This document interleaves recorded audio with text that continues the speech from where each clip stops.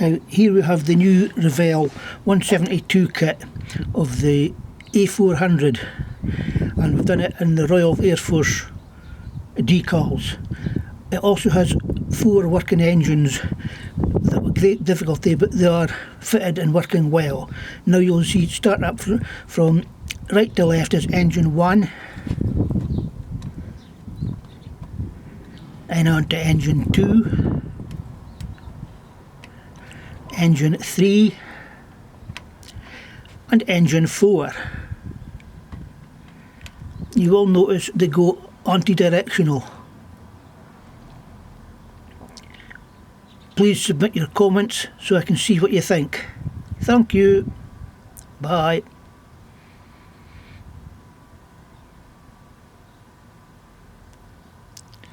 Now we'll go for the shutdown from 4 to 1.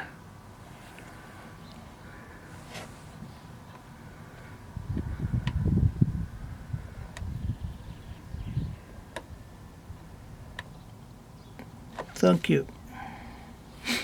Bye.